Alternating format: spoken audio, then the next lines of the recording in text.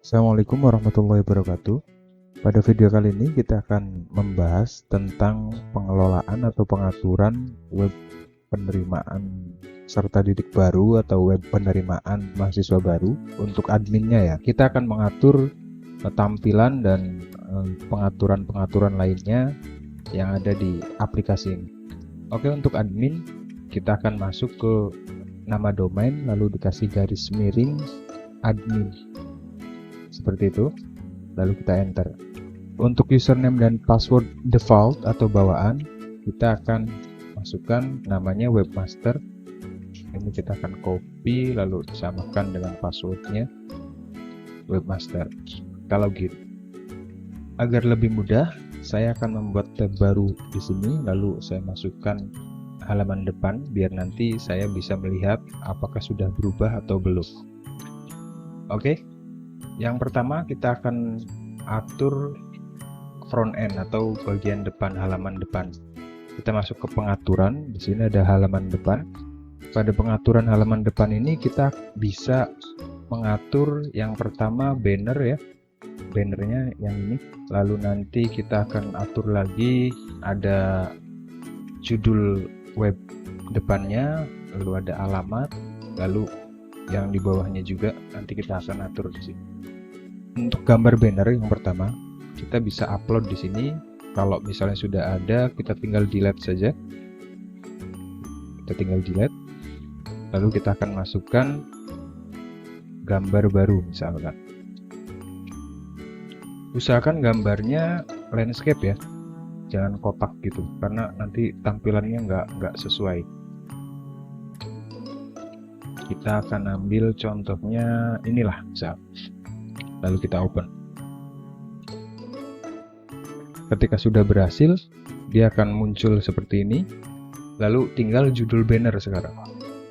Kita akan ganti misalkan pendaftaran siswa misalnya, yang mahasiswa. Untuk alamat, ini alamat ya. Lalu syarat daftar kiri itu berarti ini ya. Kenapa kok ada dua? Barangkali ada per gelombang atau ada dua jalur, misalnya jalur reguler dan jalur prestasi, makanya saya bikin ada dua di sini. Nanti untuk yang sebelah kanan bisa diatur di syarat daftar kanan. Untuk jadwal daftar kiri dan jadwal daftar kanan itu juga sama, di bawahnya ada jadwal daftar kiri dan jadwal daftar kanan. Oke, selanjutnya ada brosur di sini. Kenapa kok bentuknya file seperti ini? Karena nanti ada unduh brosur. Nanti pengunjung bisa langsung unduh brosur yang kita upload di form ini. Untuk syarat daftar dan jadwal daftar itu usahakan penulisannya seperti ini ya. Kalaupun misalnya tidak seperti ini, teman-teman bisa klik di source ini, di sort, bikin dulu, lalu tampilkan seperti ini. Klik sort lagi. Oke, jika sudah kita update, tampilannya sebelumnya kan masih seperti ini. Lalu kita update. Jika sudah, kita lihat di sini refresh. Nah, tampilannya sudah. Tadi pendaftaran mahasiswa, sekarang pendaftaran siswa baru. Dan gambarnya atau backgroundnya itu sudah terganti. Itu untuk halaman depan. Kita akan mengatur pengaturan umum di sini ya. Kita klik. Di menu atau pengaturan umum ini kita bisa atur yang pertama ada tahun ajaran. Lalu ada nama instansinya, alamat instansi, kotanya, logo dan kop surat. Oh ya, kop suratnya berbentuk gambar ya. Jadi tidak berbentuk file atau apa, tapi berbentuk gambar. Seperti ini contohnya. Oke, untuk email instansi dan nomor telepon bisa dikosongkan, nggak masalah. Lalu nanti ada catatan kartu. Apa catatan kartu ini? Catatan kartu itu nanti kita akan bikin tab baru lagi dulu ya. Untuk catatan kartu itu nanti siswa atau pendaftar kan mencetak kartu atau form pendaftaran. nanti seperti ini. Nah, kop surat nanti akan muncul di sini, lalu ada formulir penerimaan peserta didik baru. Nanti subjudul ini pengaturannya ada di sini, nama instansi dan alamat instansi. Lalu ada kota. Kota itu nanti munculnya di sini, kota. Seperti itu. Lalu ada lagi catatan kartu di sini. Catatan kartu itu nanti munculnya ada di sini. Misalnya pemberitahuan tentang tes tulis tanggal sekian, atau tes lisan tanggal sekian, atau pendaftaran ulang kapan, dan lain sebagainya. Nanti adanya di pengaturan umum. Baik, selanjutnya setelah ini kita akan mengatur menu master. Menu master ini saya sengaja taruh karena nanti bisa disesuaikan, misalkan kodenya atau nama dari pilihannya itu nanti bisa disesuaikan. Misal di sini ada kebutuhan khusus ya. Misalkan teman-teman yang instansinya itu SMA berarti menggunakan Dapodik, berarti kodenya ini bisa disesuaikan dengan kode Dapodik. Atau teman-teman yang ada di Madrasah Aliyah itu kodenya bisa disesuaikan dengan kode EMIS misalnya.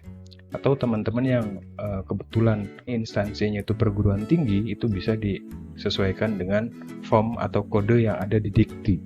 Seperti itu. Untuk kode dan namanya silahkan nanti tinggal diatur sendiri. Selanjutnya kita akan masuk ke pengaturan PMB. Untuk pengaturan PMB kita bisa atur jadwalnya. Untuk pengaturan jadwal tinggal klik icon pensil ini. Kita bisa atur tanggal mulainya dan tanggal selesainya. Misalkan di sini mulainya tanggal 2 bulan 1, selesainya tanggal 14 Juni 2021. Biar lebih mudah, kita akan sesuaikan, misalkan sekarang itu tanggal 1 April berarti ya. Nanti tampilannya seperti ini. Di home-nya ketika kita registrasi, itu kan tampilannya sama seperti ini ya, sudah muncul gitu. Tapi kalau misalkan selesainya kita akan yang kira-kira selesai misalnya tanggal 15 Maret misalnya, kita update, maka pengunjung tidak bisa menggunakan atau tidak bisa membuat akun karena tidak ada periode pendaftaran aktif seperti itu. Jadi untuk pengaturan jadwal adanya di sini. Ini bisa diatur misalkan ada pendaftarannya bergelombang, misalnya ada gelombang 1, gelombang 2 dan lain sebagainya, nanti dimainkan di jadwalnya. Selanjutnya di sini ada alur pendaftaran. Untuk alur pendaftaran sengaja saya bikin seperti ini karena memang alurnya mungkin berbeda-beda ya. Di sini ada judul alur 1, teks alur 1, ada judul alur 2, teks alur 2. Maksudnya apa? Maksudnya nanti di tampilan depan, halaman depan, di sini ada. Berarti ini judul alur 1, ini teks alur 1. Judul alur 1, teks alur 1. Seperti itu ya. Nanti teman-teman bisa atur di sebelah sini. Selanjutnya ada, teman-teman bisa lihat di sini ada pendaftar. Pada menu pendaftar ini teman-teman bisa lihat list atau data pengunjung yang sudah mendaftarkan akun dan mengisi formulir di web kita. Misalkan di sini ada satu pendaftar misalkan. Nah, nanti di sini teman-teman bisa lihat di bawah misalkan ada status di sini. Statusnya belum diverifikasi. Pendaftar yang mendaftarkan diri itu juga harus diverifikasi. Contoh, saya akan verifikasi, klik di data pendaftarnya, lalu di paling bawah saya akan memverifikasi ini statusnya, misalnya diterima. Misalkan, lalu kita update. Kalau sudah, kita bisa lihat statusnya dia akan berubah. Yang tadinya belum diverifikasi, sekarang sudah beralih status menjadi diterima. Baik, seperti itu. Nanti ketika pendaftar sudah beralih status menjadi diterima, dia akan secara otomatis muncul di pendaftar diterima. Nah, seperti itu.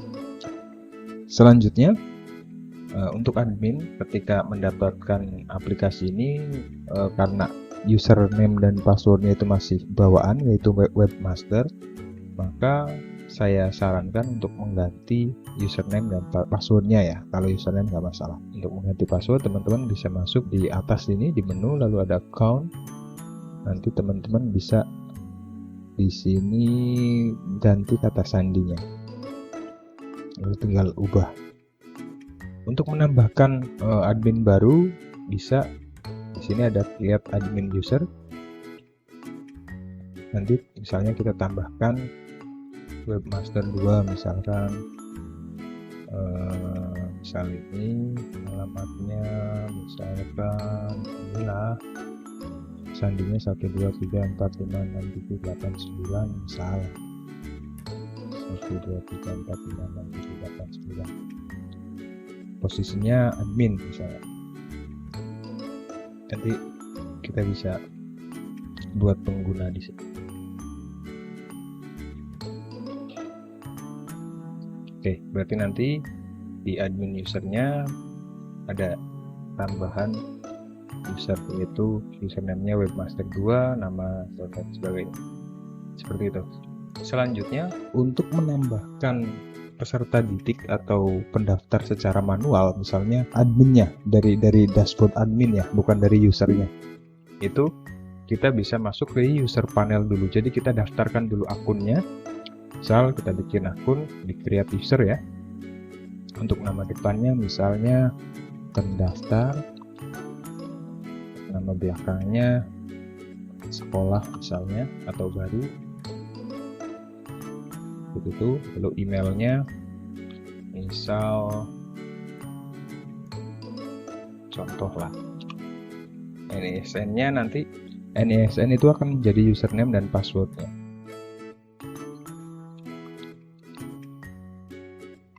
Misal seperti itu. Untuk grupnya members. Kalau sudah, kita buat pengguna di sini. Nah, sudah dibuat penggunanya, tinggal kita masukkan datanya. Berarti setelah membuat user atau pengguna, kita akan masuk ke menu PNB, lalu di sini ada di pendaftar. Nanti di menu pendaftar ini kita masukkan, di sini ada add siswa atau add pendaftar ya. Kita masukkan. Setelah itu untuk username kita pilih tadi user yang kita daftarkan. Berarti kan ini ya, pendaftar baru ini username-nya. Klik, lalu baru isikan datanya. Seperti itu sampai ke bawah. Kalau sudah terisi, nanti teman-teman bisa cetak datanya secara manual. Cetak datanya berarti ada di sebelah kiri ya, ada di sini berarti nanti di menu apa yang ada icon printernya ini. Kita klik,